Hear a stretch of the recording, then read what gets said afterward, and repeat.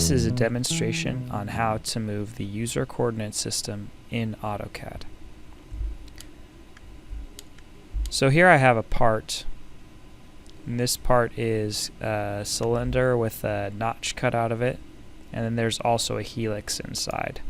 Just to show you what it looks like, the helix is not a solid body, it's just a three-dimensional sketch. And this is a good example of where you might want to move the user coordinate system. So let's suppose that we wanted to create some features on this face right here. Now AutoCAD only lets you sketch easily on the XY plane. So right now I can only sketch on the top plane of this part. But if I want to sketch on a different plane, I would need to move it. So let's move it down to that bottom corner so we can sketch in that face. So I will type UCS, and immediately it gives me options. But if I have my snaps on, I can snap to geometry that's already present. So I'm going to click on this bottom corner. Now, if I just hit enter, it's going to keep the UCS as it's shown on the screen, which means that the y-axis would be going this way, the x-axis would be going to the left on the screen, and then the z-axis would be going straight up as it was initially. But that's not really what I want. I actually want the x-axis to be pointed this way, so I'm going to use my snaps again to select here. Now my x-axis is pointed to the right, but z is still pointed up. The third question it asks me is specify a point on the XY plane. Now once again, if I hit enter, it's going to keep that user coordinate system the way it's shown. If I instead click on another point, in this case if I use this top point, that will make that the top, and now my XY plane is oriented so I can easily sketch on that face. It's a little confusing from this view because that helix is there. But let's go ahead and move to our construction layer, and I'll just create a couple of lines so you can see that it's actually on that layer.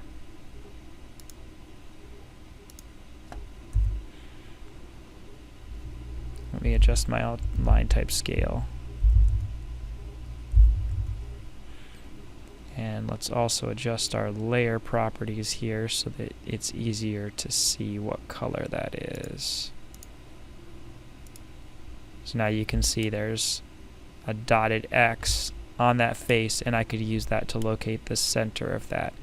Now before I go on, I may want to come back and use this coordinate system again. So I'm going to type UCS, and this time I'm going to type NA for named.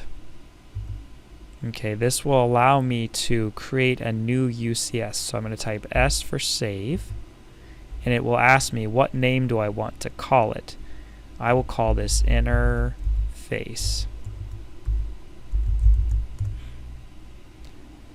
So now if we type UCS and then we type W for world, it will take us back to the world coordinate system where we initially started.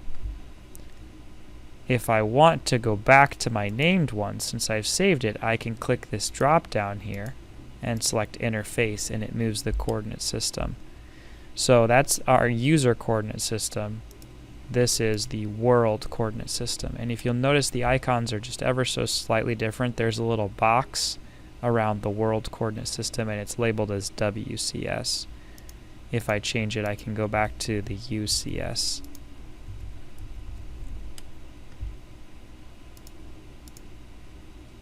So there is that change. So now let's also suppose that we wanted to prepare to create a sweep along this helical path. And to do that, it's probably a good idea to have a coordinate system at the end of it. So I'm going to move my coordinate system again. I'm going to type UCS, and then I'm going to pick the endpoint of that helix. Now in this case, I actually created that helix with the endpoint at the quadrant here, so you'll notice it changes from endpoint to quadrant. So you want to make sure that you're paying attention to your snaps. So I'm going to allow that snap to an endpoint, If you're having a hard time selecting exactly the snap you want, you can always do a snap override by holding Shift, right-clicking, and then selecting Endpoint to make sure that you can only pick the endpoint. Now after I've done that, you'll see I'm just going to hit Enter. So I have moved the coordinate system to the end of the helix, but it's not oriented correctly because I'd like to be able to sketch on the front plane. So if I want to do that, I can pivot the coordinate system around one of the axes without moving its origin.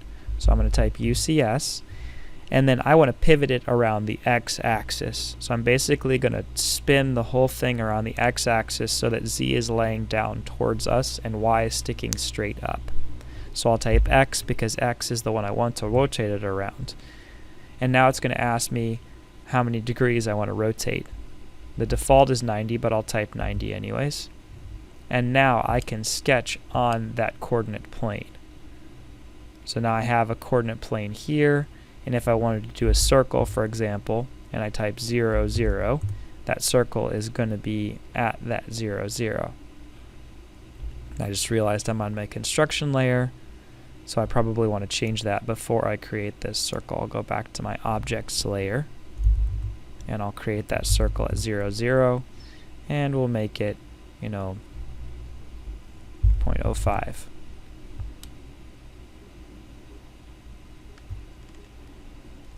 So now before I actually go do anything else, I probably also want to save this. So I'm going to type UCS, and I'm going to type NA for named. I'll hit S for save, and then it's going to ask me to enter a new name. Helix end. Now you'll notice that I'm putting underscores in here. It's not possible to put spaces in the name of the UCS, so I'm using underscores in place of spaces. You could also use hyphens, but I just prefer to use the underscores. So now you see that's the name there, and I can click and go back to my WCS.